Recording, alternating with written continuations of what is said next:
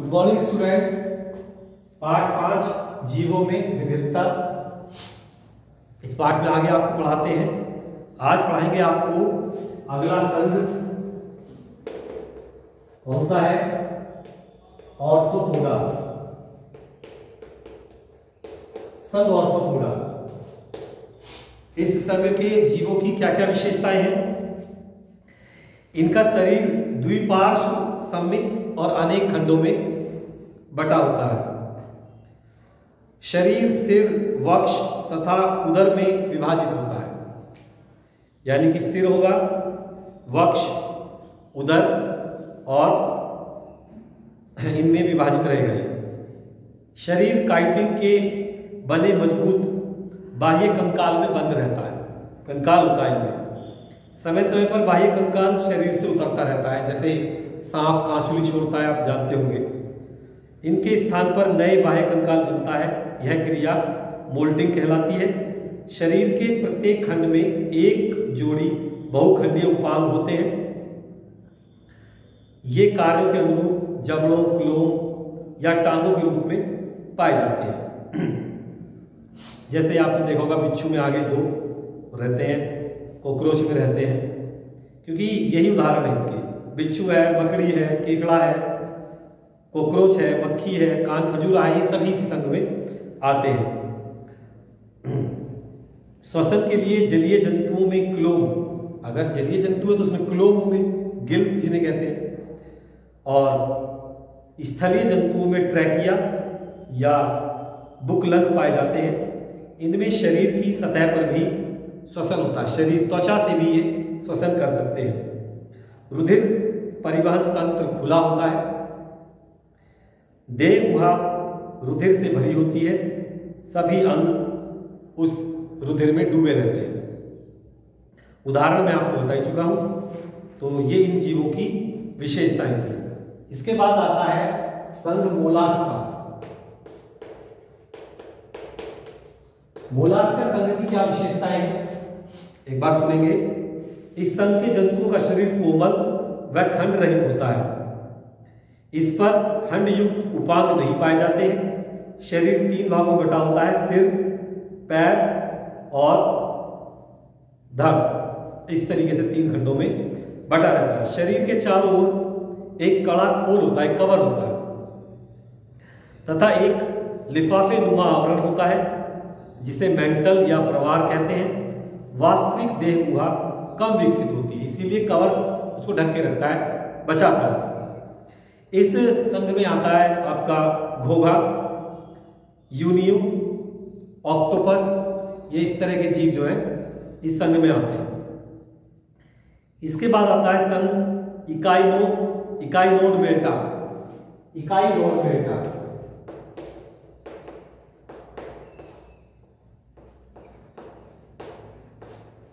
इकाइनोड मेल्टा में क्या है, इसमें विशेषताएं हैं। इस संघ के जंतुओं में पंचतई आर्य समिति पाई जाती है। इनका शरीर गोलाकार होता है, बेलनाकार होता है या सितारे के समान होता है।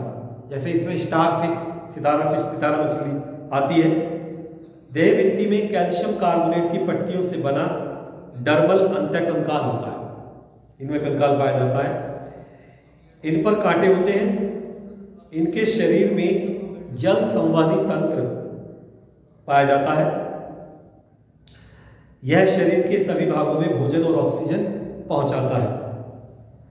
जल संवहनी तंत्र नाल पादों से संबंधित होता है, जो चलने में या किसी चीज को पकड़ने में सहायता करते हैं। इसके उदाहरण हैं सितारा मछली यानी स्टारफिश, समुद्री अर्चिन, ब्रिटल स्टार, ये सब इसके उदाहरण हैं। इसके बाद आता है संघ कॉर्डेटा।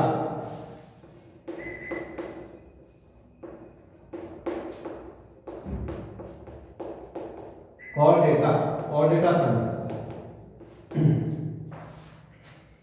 इस संघ की क्या विशेषताएं हैं, थोड़ा सुनेंगे। सामान्य विशेषताएं। नोटोकॉर्ड, सभी कॉर्डेट जंतुओं में जीवन की किसी न किसी अवस्था में श्लाष्का के रूप में नोटोकॉर्ड अवश्य पाई जाती है।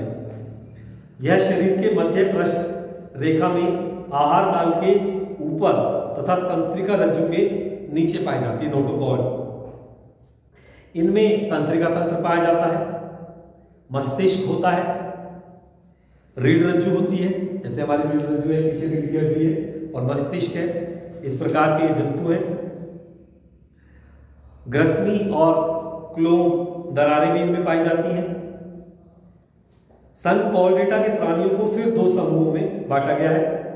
एक तो है एक्रेनिया यानी प्रोटोकॉर्डेटा, दूसरा है क्रेनिएटा यानी वर्टिब्रेटा। दो समूहों में इन्हें फिर से बांट दिया। तो एक्रेनिया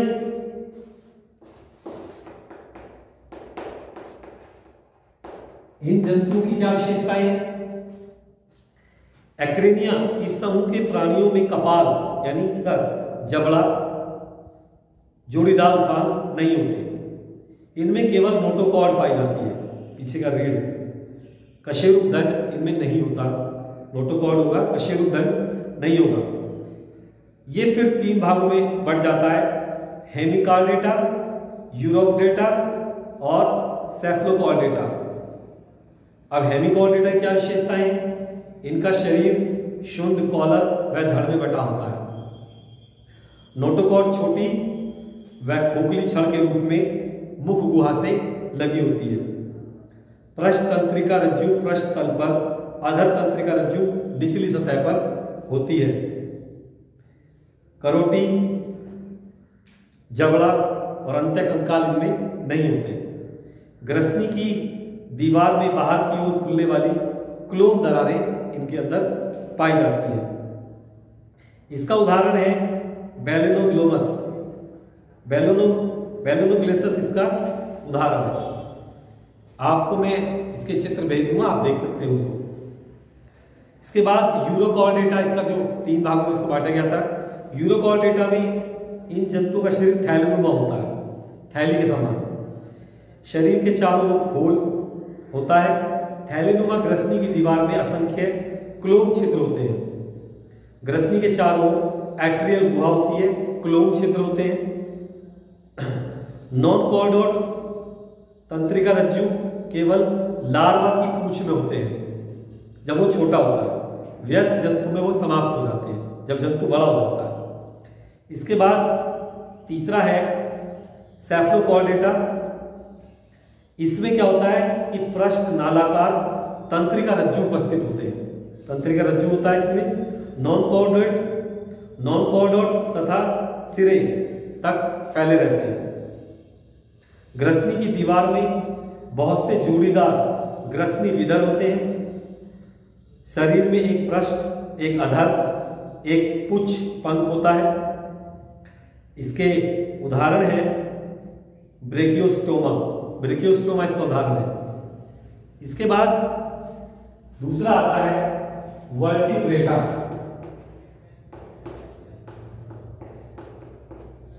वर्टिब्रेटा इस जंतु में क्या लक्षण है? वर्टिब्रेटा इसको इनमें तंत्रिका तंत्र रज्जु का अगला भाग मस्तिष्क होता है।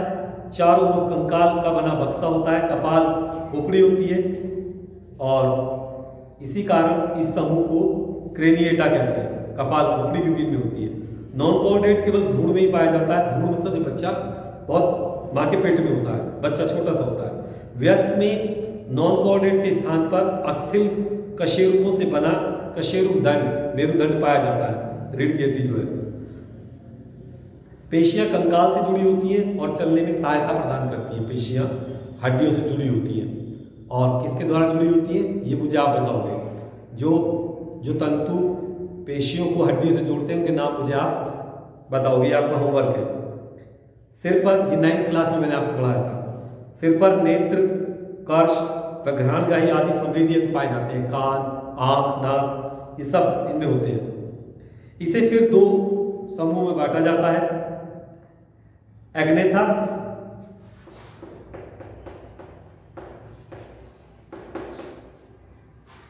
और इसकी क्या विशेषताएं हैं?